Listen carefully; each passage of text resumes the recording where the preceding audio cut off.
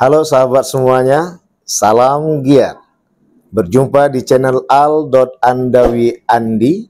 Jangan lupa klik tombol subscribe dan nyalakan loncengnya ya. Terima kasih. Silakan, pertanyaan apa? Sebenarnya saya ingin bertanya kepada Ustaz. Oke, sambil nengok juga biar senyum sama penonton YouTube. Silakan. Terkait bab 2 Ustaz, itu kalau menjelaskan di sini kan saya mengangkat makar, kait, dan khidah. Tentu ada sebab-sebabnya, ada pelakunya. Itu apa dimasukkan ayat penjelasannya? Baik. Itu menarik. Tapi hal yang harus kamu dalami ulul azmi adalah jangan sampai itu menjadi fokus. Itu menarik. Cuma nanti Ustaz khawatir ulul azmi akan tenggelam di bab 2 itu. Menarik, itu saya suka. Syaratnya syaratnya ada dua. Satu, yang kamu paparkan itu betul-betul ada di dalam referensi. Apa kata Imam Jalalain, apa kata Imam Ibnu Katsir, apa kata Imam misalnya tafsir Al-Manarkah, Syekh Muhammad Abdul, Syekh Muhammad Rashid Ridha, apa kata beliau, ya itu dipaparkan. Dan semua di dalam bab 2 itu tidak luput dari catatan kaki. Satu. Yang kedua, jangan keasyikan. Nah, ini kelemahan. Makanya syarat tadi jangan keasyikan. Kelemahannya di mana? Saking asyiknya tadi bermain di bab 2, kita terlena dan akhirnya seakan-akan penelitian kita adalah masalah tentang menghadirkan teori dan sebagainya. Padahal kita mempunyai inti pertanyaan di sebagaimana yang terkandung dalam judul. Ini dia. Jadi sampai akhirnya bab 2 itu sampai 30 halaman. Nah, ini kan bisa membuat terhadangnya pembaca untuk ke bab 4 kita nanti. Nah, jadi silakan bagi ajemi untuk membuat itu, sebab apa semuanya berkaitan dengan apa itu kaidah makar dengan kan artinya pengertian. Kalau kita nggak mengerti sampai pada sebabnya kita nggak tahu, ya bagaimana kita mau mengerti? Tapi bagaimana kita mengerti, kita harus pahami secara tekstualnya dan kontekstual. Tekstual dan kontekstual, terutama kontekstual masuk tadi pada sebabnya dan lain-lain sebagainya. Maka peringatannya jangan sampai keasyikan dalam arti terlena di dalam menulisnya sampai halamannya penuh. Yang kedua adalah kamu mengomentari. Macam kita pula yang lebih jago dari penulis buku itu. Dan itu bukan tugas kamu. Makanya Ustaz selalu katakan, di dalam bab 2 landasan teori jangan pernah mengomentari. Ini metode saya, metode Sapria Andi. Kenapa? Karena khawatir muatan redaksimu yang akan kamu tumpahkan di bab 4 khususnya, di bab 3 umumnya, itu akan habis tercurahkan di bab 2. Satu. Kedua, kita istighfar.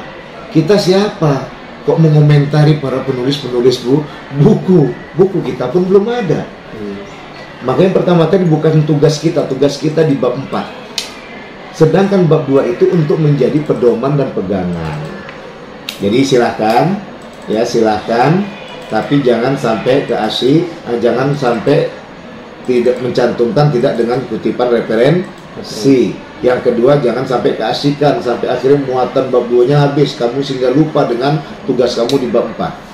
Nah, ada lagi pertanyaan? Bisa dipahami? Bisa. Alhamdulillah. Yang lain, silakan. Masih dengan bab 2 juga Ustaz. Itu apa lebih baik dibuat sebab pencegahan atau lebih bagusnya kita jelaskan mengenai tafsir itu Ustaz? Seperti metode-metode dalam bab 2 itu Ustaz. Ini yang Ustaz bahas tadi. Jangan sampai nanti yang tidak memenuhi jawaban dari judulmu itu di bab 2, bukan di bab 4. Orang nanti keasikan baca di bab 2 sehingga tidak lagi tertarik untuk membaca bab 4. Padahal itu judul bab 4 itu adalah judulmu.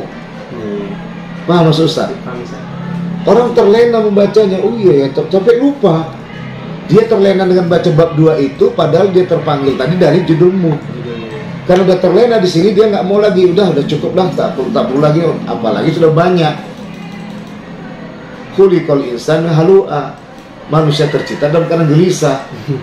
Gelisah dia untuk melanjutkan berikutnya, udah merasa tenang dia dengan baca bab 2, udah nggak mau dibaca lagi bab 3, bab 4. Siapa yang rugi? Buat orang penasaran. Tapi jadikan muatan bab 2 itu adalah barometer nanti di bab 4. Ternyata bab 4 tadi ada merujuk kepada bab 2, ternyata bab 4 tadi lebih kualitas daripada bab 2, ternyata bab 4 tadi ada kurang kualitas dari bab 2. Ini nanti membangun kamu masuk kepada bab 4 bagian akhir, analisa, tapi tidak diwajibkan karena analisa itu biasanya di tesis.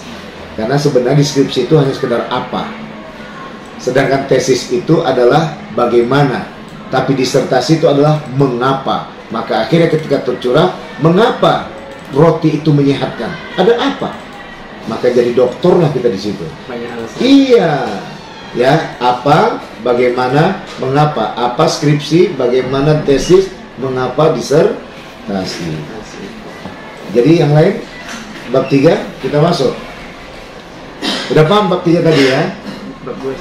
Bab 2 udah paham? Nah, bab 3 belum bisa dilihat kemarin. Nah, ketika masuk bab 3, pertama kali yang harus kamu bangun adalah A. Biografi Abdurrahman bin Nasir As-Sa'di. Tapi judul di atasnya adalah Abdurrahman bin Nasir As-Sa'di dan tafsirnya dengan kondisi sosial. Abdurrahman As-Sa'di buka kurung tafsir Sa'di dan kondisi sosialnya gitu. Nggak apa-apa lah, ini Ustaz sumbangkan. Kenapa? Karena 80% itu dari arahan pembimbing. Dari sumbangan ya? Nah, itu sumbangan Ustaz. Ustaz kan berwenang untuk mengasihkan sumbangan buat kamu karena 80% itu pembimbing satu. Ya. Kemudian 80% itu pembimbing. Apakah satu dengan dua? Baik. Abdurrahman As-Sa'di buka kurung tafsir As-Sa'di tutup kurung dan kondisi lingkungannya. Jadi walaupun Abdurrahman As-Sa'di telah diteliti oleh 1 juta peneliti, tapi setiap muatan judul utama itu berbeda para penonton. Ya ulul azmi. Kenapa? Dia akan balik kepada kata 2 atau 1 kata yang menjadi inti rumusan masalah itu, yang orang pada nggak ngerti sehingga akhirnya menghadirkan penelitian, pertanyaan penelitian, padahal inti rumusan masalah itu adalah judul di depan. Sapriya Andi.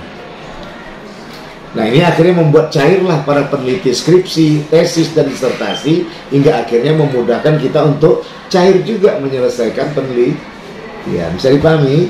Udah mulai agak kendor? Udah? Oke, itu yang A. Yang B. Yang B, kondisi sosial Abdurrahman Sa'di. Berarti cukup dengan A, B aja? Iya, cukup A, B aja. A tadi kan ada 1, lahir, tempat tanggal lahir, kan, lahirnya atau sejarah hidupnya. 2, guru dan muridnya. 3, karya-karyanya. Udah selesai, ya kan? B, kondisi sosialnya. C, ya kan? Udah, B aja kondisi sosialnya tadi kan. Itu ada poin-poin ya, nanti itu dapat dari, ya terserah yang punya penelitian kan. Ustaz kan belum bacanya.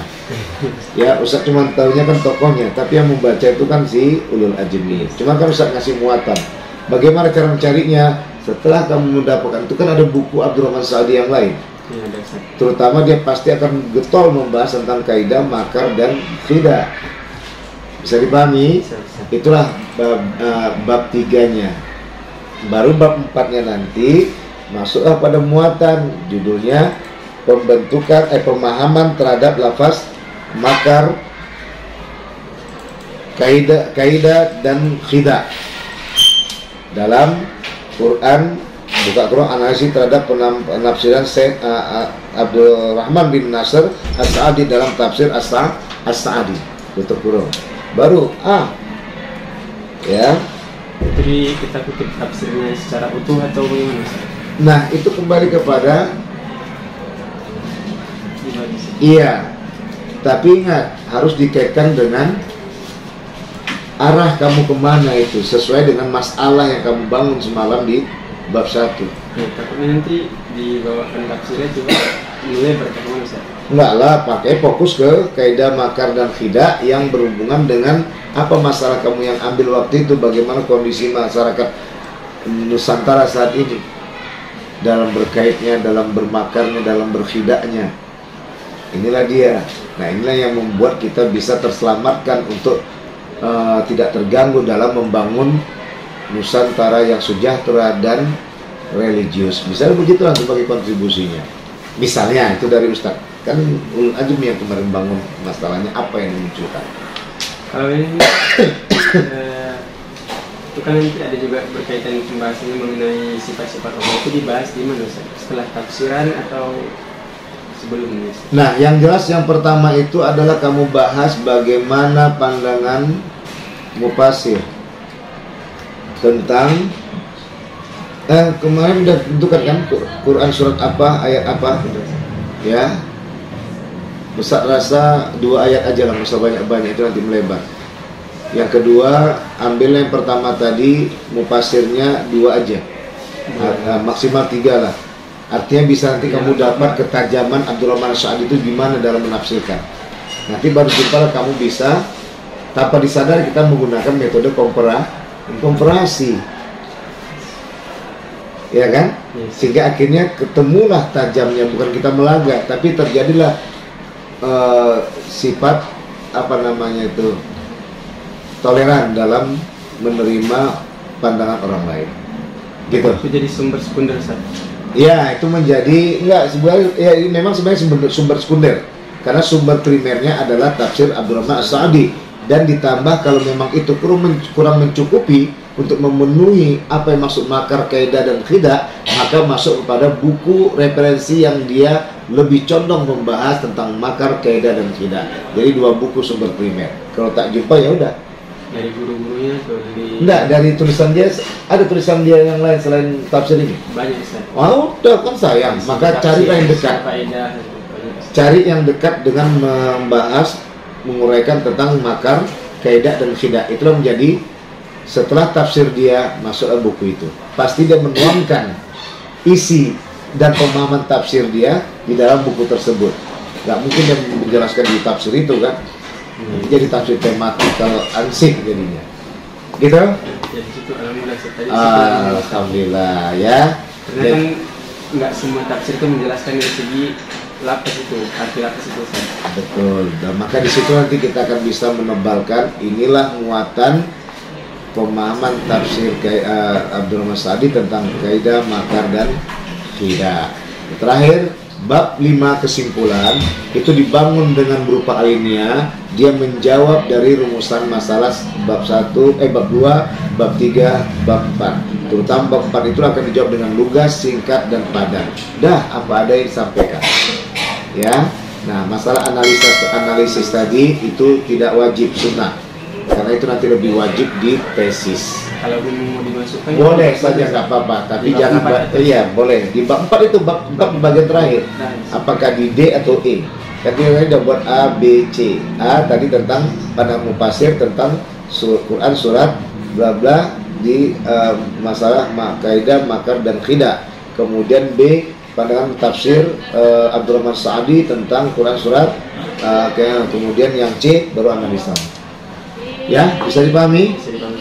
Baik, terima kasih buat para penonton YouTube sekalian, para Ulul Azmi, semoga bermanfaat dan buat para kita semua juga. Sampai jumpa lagi ke depan dalam video berikutnya di channel Al.Andawi Andi seputar penelitian ilmiah dan lain-lain dalam isi konten yang kita punya. Terima kasih. Wassalamualaikum.